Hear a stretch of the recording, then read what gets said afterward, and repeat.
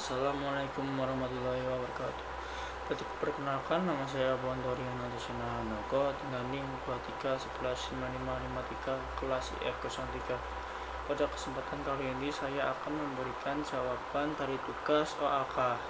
Yang pertama adalah apa fungsi utama dari CPU dalam sistem komputer?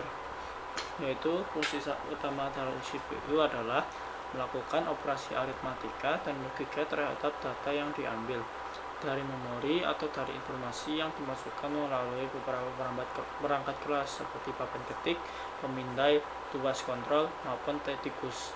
CPU dikontrol menggunakan sekumpulan instruksi perangkat pengenalan komputer.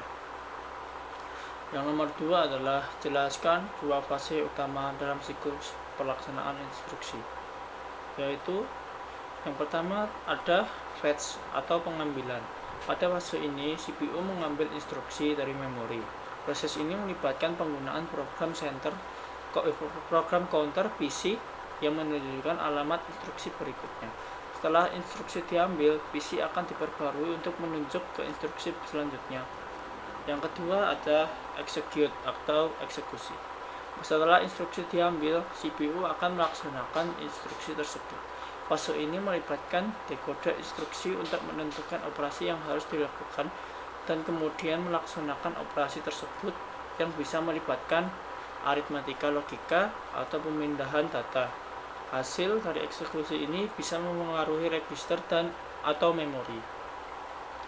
Yang ketiga adalah apa itu interrupt dan bagaimana mekanisme kerjanya.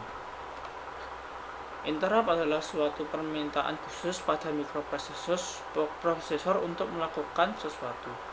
Jika terjadi interrupt, maka komputer akan menghentikan dahulu apa yang sedang dikerjakan dan melakukan apa yang diminta oleh yang menginterupsinya. Ya, selanjutnya adalah nomor 4. Sebutkan 3 jenis bus dalam sistem interkoneksi dan fungsinya. Yang pertama terdapat bus data. Bus ini digunakan untuk mentransfer data antara komponen dalam sistem seperti CPU, memori, dan perangkat I/O. Lebar bus data, jumlah jalur menentukan beberapa data yang dapat ditransfer dalam suatu waktu. Misalnya, bus data 32 bit dapat mentransfer 4 byte data sekaligus. Yang kedua, terdapat bus alamat. Bus alamat digunakan untuk mengidentifikasi lokasi memori atau perangkat I/O yang akan diakses. Bus ini mengirimkan alamat yang diperlukan untuk mengarahkan data ke lokasi yang benar. Lebar bus alamat menentukan jumlah alamat yang dapat diakses dalam sistem. Misalnya, bus alamat 32 bit dapat mengakses hingga 4 GB memori. Yang ketiga terdapat bus kontrol. Bus kontrol digunakan untuk mengirimkan sinyal kontrol dan status antara CPU dan perangkat lainnya. Sinyal ini termasuk sinyal untuk membaca atau menulis data, sinyal interrupt, dan sinyal untuk mengatur operasi perangkat bus. Bus kontrol memastikan koordinasi yang tepat antara berbagai komponen dalam sistem.